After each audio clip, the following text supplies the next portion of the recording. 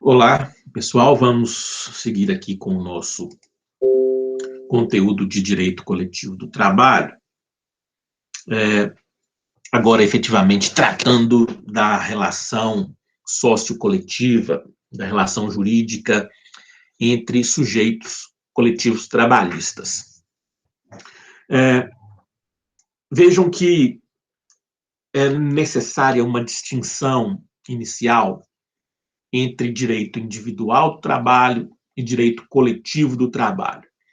E essa distinção se mostra clara quando analisamos os aspectos gerais dessa esfera do direito do trabalho, que é a esfera coletiva. A primeira ideia que decorre do direito coletivo já mostra a distinção em relação ao direito individual do trabalho. Porque nós teremos aqui como ideia básica a autonomia privada coletiva. Lá no direito individual, nós temos uma construção normativa, uma construção de institutos, uma construção doutrinária em torno da relação individual de trabalho, em torno da relação de emprego e, consequentemente, em uma última análise, uma construção que se dá em torno da subordinação jurídica, em torno de um desequilíbrio natural existente entre empregados e empregadores, que é muito marcada essa diferença pela subordinação jurídica. Aqui, ao contrário, nós teremos a autonomia privada coletiva, ou seja, os sujeitos coletivos, que são os sindicatos dos trabalhadores, os sindicatos patronais e os empregadores, todos esses sujeitos coletivos se relacionam autonomamente. Não há hierarquia, não há subordinação, não há desigualdade que imponha a atuação normativa estatal protetiva. Então, nós temos como categoria básica aqui relações coletivas de trabalho. Relações coletivas marcadas por autonomia. Vamos, então, repassar, adiantando algo que nós vamos ver adiante, vamos repassar quem são esses sujeitos coletivos que se relacionam autonomamente. O primeiro e mais importante, na minha compreensão, o Sindicato dos Trabalhadores. E aí, quando eu digo sindicato, eu estou dizendo num modo amplo, podendo envolver sindicatos, federações, confederações. Segundo, sindicato de patrões, sindicatos patronais, sindicatos de empregadores. E aí, suas federações, suas confederações. E, em terceiro lugar, o empregador, isoladamente considerado, que por si só, que por sua natureza, ele atua coletivamente, então também é visto e é tido e será reconhecido por nós como um sujeito coletivo. Então, esses três sujeitos coletivos, eles se relacionam autonomamente nas diversas situações que nós veremos aqui na disciplina. Bom, para que vocês possam compreender, então, o direito coletivo do trabalho por si e em comparação ao direito individual, nós podemos também ver as funções dessa parte da nossa estrutura de direito do trabalho. Duas funções nós vamos ver que coincidem, pelo menos no título, com funções de direito individual, daí porque nós denominarmos, com base na doutrina do professor Maurício Godinho Delgado, funções gerais. A primeira delas, como função geral que nós podemos destacar, a função de melhoria das condições de pactuação da força produtiva na ordem socioeconômica.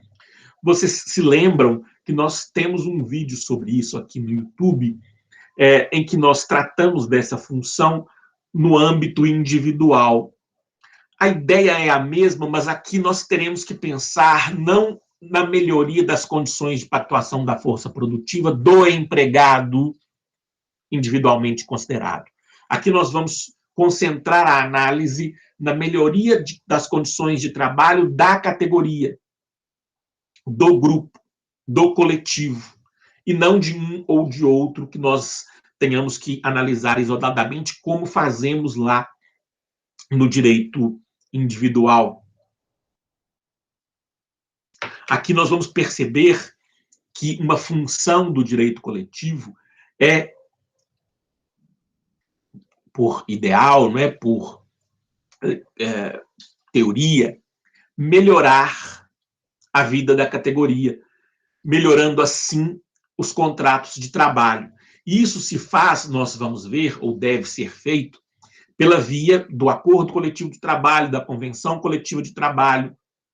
E aí nós poderemos melhorar a vida do grupo, a vida do coletivo, o que acaba também, obviamente, influenciando cada contrato individual de trabalho. Mas aqui a nossa perspectiva é da categoria, do grupo, do coletivo dos trabalhadores. E aí o direito do trabalho, em sua esfera coletiva, ele também consegue atuar melhorando aquilo que seria o contrato individual pela via da normatização, da atuação, da representação coletiva. Muito bem. A segunda função também tem um espectro lá no direito individual, que é a função modernizante e progressista. Nós já vimos que, lá no direito individual, que o direito do trabalho ele percebe avanços, conquistas das categorias mais organizadas ou com maior poder de negociação, e ele estende para as demais categorias, pela força da norma heterônoma, essas vantagens, esses direitos, essas conquistas. Então, essa função ela é muito, ela tem uma identidade muito forte com aquela de direito individual. Daí, o professor Maurício Godinho Delgado consagrar essa função modernizante progressista como uma função geral do direito do trabalho, não só do direito coletivo. Por quê? Porque o direito apreende essas conquistas das categorias mais organizadas e estende para as demais categorias ou aos demais trabalhadores empregados com a força da norma heterônoma. Mas também acontece de essa compreensão das vantagens decorrer de outros sindicatos, né, que fazem essa extensão por força da norma autônoma, do acordo coletivo de trabalho, da convenção coletiva de trabalho. Então, modernizar o direito do trabalho é função do direito coletivo do trabalho. Daí o aspecto de função geral. Eu gostaria de chamar a atenção, nessa aula de hoje, das funções específicas, como a tipificação do professor Maurício Godinho Delgado indica. As funções específicas são próprias do ramo juscoletivo trabalhista.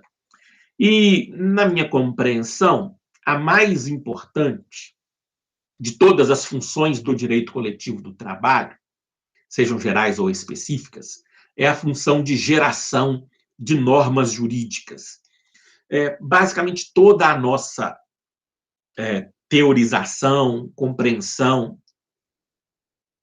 em torno do direito coletivo passa por essa função de produção da norma jurídica autônoma, pela função de criatividade normativa do direito coletivo do trabalho. Vejam que eu não estou tratando aqui de mera fixação de cláusula contratual, porque isso todo e qualquer sujeito capaz pode fazer.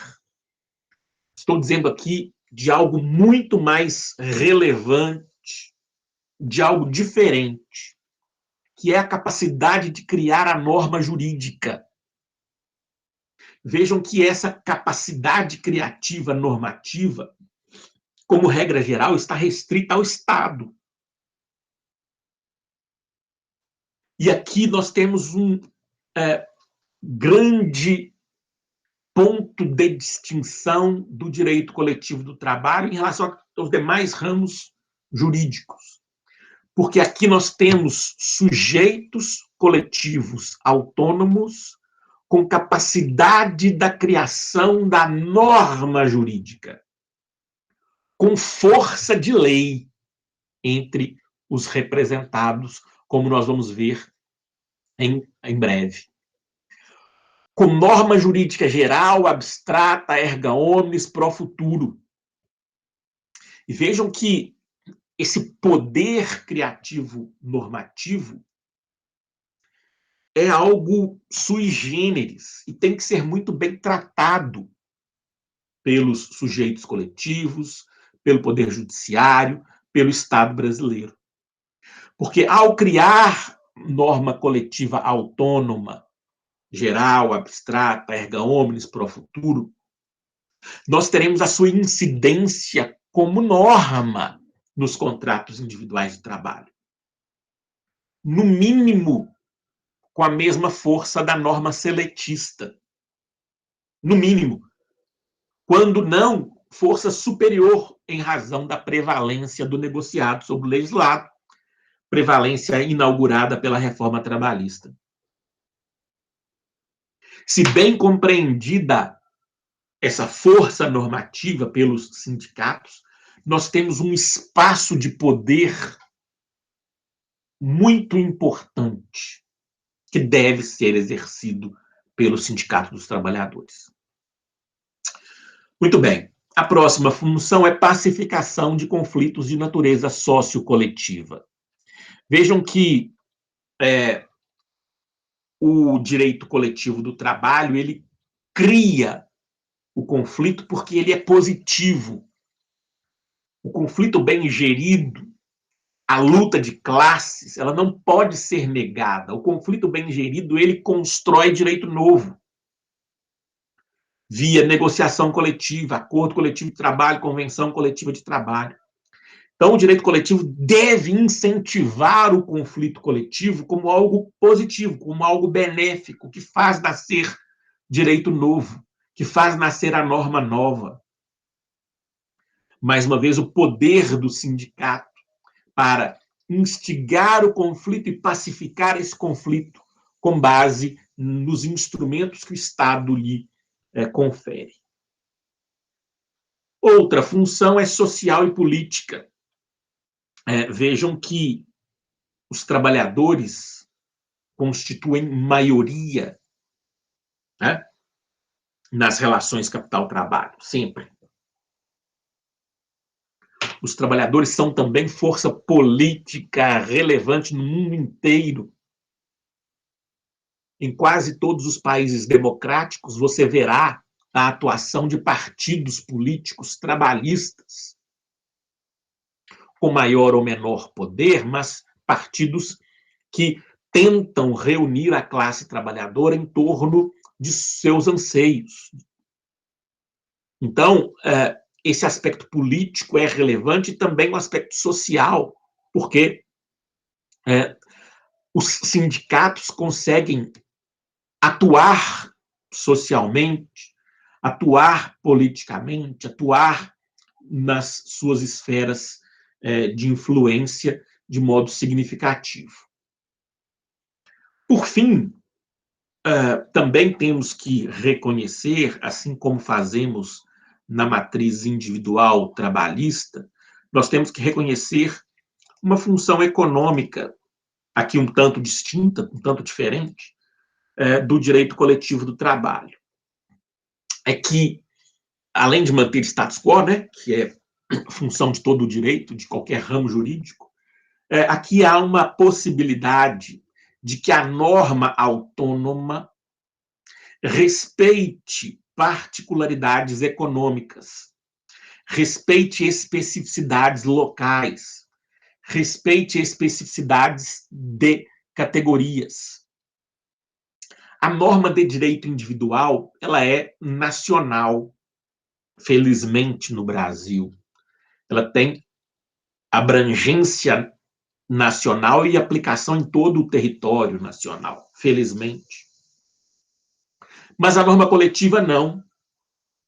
Ela é uma construção dos envolvidos em um dado contexto muito bem localizado, socialmente localizado, espacialmente localizado, territorialmente localizado. E essa construção respeita especificidades econômicas, locais, setoriais, históricas. E a norma é construída de acordo com a vontade dos envolvidos, respeitado o aspecto, aqui na nossa análise, o aspecto econômico, dentre outros. Então, há aqui também uma diferença importante entre direito individual e direito coletivo, porque a produção normativa, ela é diferente, como nós veremos detalhadamente adiante. Muito bem, eu disse aqui que o direito coletivo, ele cria o conflito e resolve o conflito coletivo. Nós não podemos negar, como preferem muitos, ou desconhecer, ou invisibilizar, ou silenciar a luta de classes. Ela é inerente ao capitalismo, ela é essencial ao modelo, ela é essencial para a construção do direito novo, para o avanço, para o progresso do nosso ramo jurídico especializado. Então, nós devemos incentivar o conflito, mas resolver o conflito também internamente. E aí, a melhor doutrina classifica os conflitos a partir de suas modalidades. Primeiro, a modalidade de conflitos coletivos. Eles podem ter natureza jurídica ou natureza econômica. Os conflitos de natureza jurídica, eles são menos frequentes. Eles dizem respeito a um conflito que surge em razão da interpretação de uma norma jurídica. E aí, dois sujeitos coletivos divergem em relação à interpretação de uma norma. E aí, esse conflito pode ser e será resolvido também com ferramentas jurídicas. Agora, o conflito mais comum, ordinário, que deve ser incentivado, que deve ser até mesmo instaurado periodicamente, é o conflito de natureza econômica, que faz nascer o acordo coletivo de trabalho, a convenção coletiva de trabalho,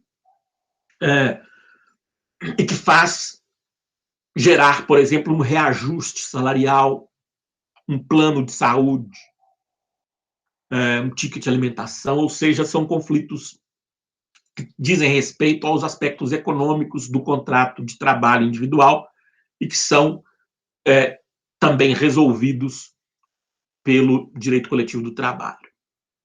E como é que nós podemos resolver esse conflito? Hoje, majoritariamente por autocomposição. E eu já disse aqui, e nós vamos ver em detalhes, que os principais instrumentos, o principal instrumento autocompositivo é a negociação coletiva. E o fruto da negociação coletiva será o acordo coletivo de trabalho e ou a convenção coletiva de trabalho. Antecipando um pouco, nós vamos ver em detalhes, antecipando um pouco. O acordo coletivo de trabalho é o ajuste de caráter normativo firmado entre Sindicato dos Trabalhadores e empregador. Já a convenção coletiva de trabalho, ela é firmada entre Sindicato dos Trabalhadores e sindicato patronal. Nós vamos ver isso na regra, na doutrina, na jurisprudência, futuramente. Excepcionalmente, quando não for possível a autocomposição pela via da negociação coletiva, haverá heterocomposição, como regra geral, com a intervenção do Estado juiz, Justiça do Trabalho, que excepcionalmente resolverá o conflito pela via do processamento do dissídio coletivo, que vocês verão na disciplina de Direito Processual do Trabalho. Aqui nós ficaremos restritos à autocomposição, à negociação coletiva, que é o que nos pertine em matéria de direito material do trabalho. Então, essas são as minhas considerações iniciais sobre o direito coletivo do trabalho, e voltaremos daqui a pouco, né, em outro vídeo, com os princípios desse ramo juscoletivo trabalhista. Muito obrigado pela atenção. Leiam a doutrina, estudem. Um abraço.